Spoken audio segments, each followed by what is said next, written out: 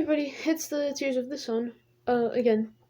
Um, it's been a bit. Uh, Ew. Yeah, it's been a while. Um,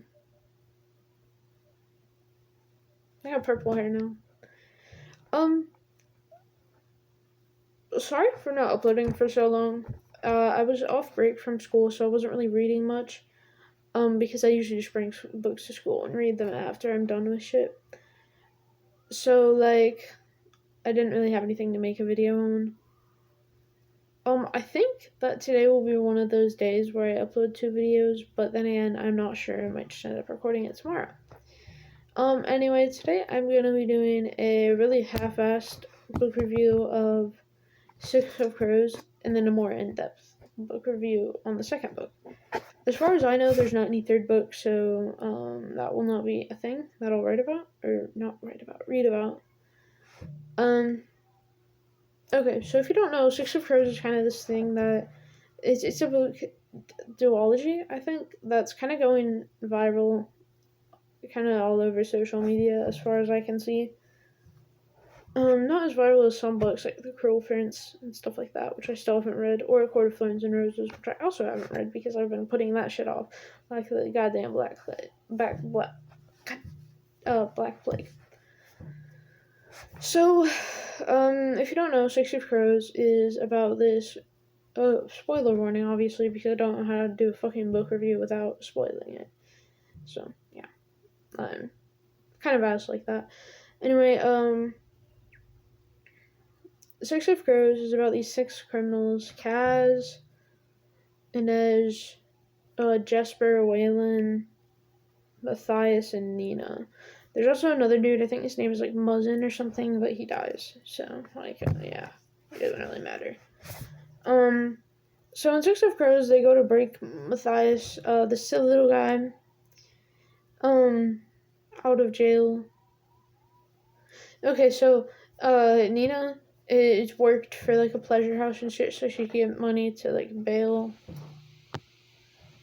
Matthias out of jail, but then she got impatient or something like that, and she convinced Kaz, who's this silly little guy who reminds me a shit ton of Victor from Arcane, because they both have bad legs, except Kaz isn't chronically ill. And I also have a cousin named Kaz, which is super cool. Anyway,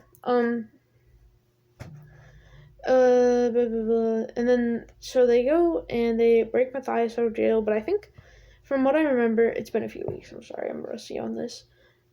From what I remember, they used Matthias's knowledge of the ice court to break in, and then,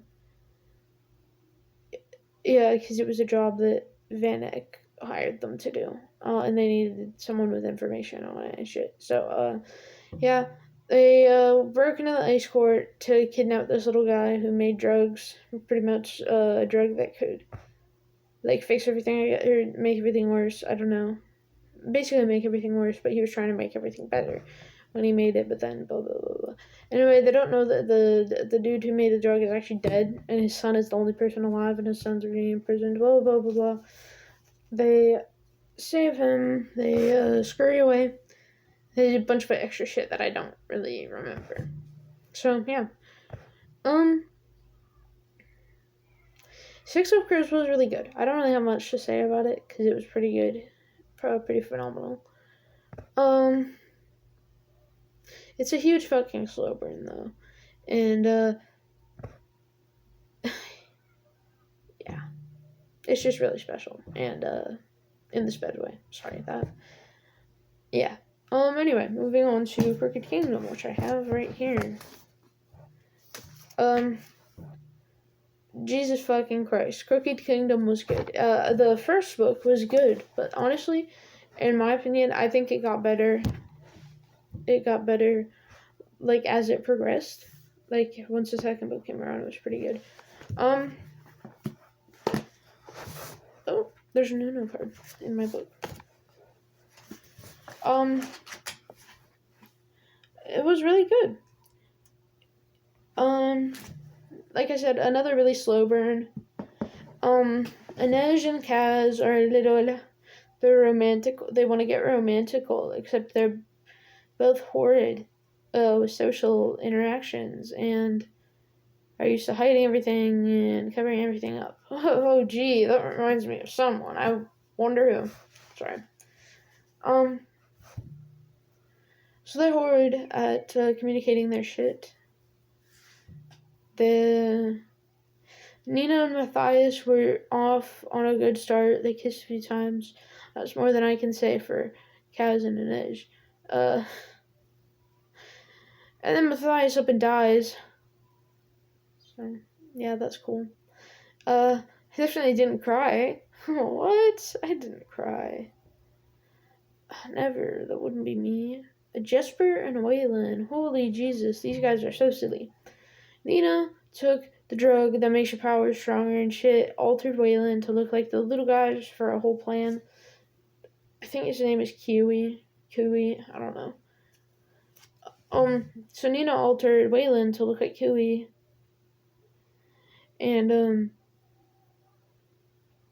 Jesper was romantical for Waylon, but he mixed Waylon and Kiwi up because they basically looked identical.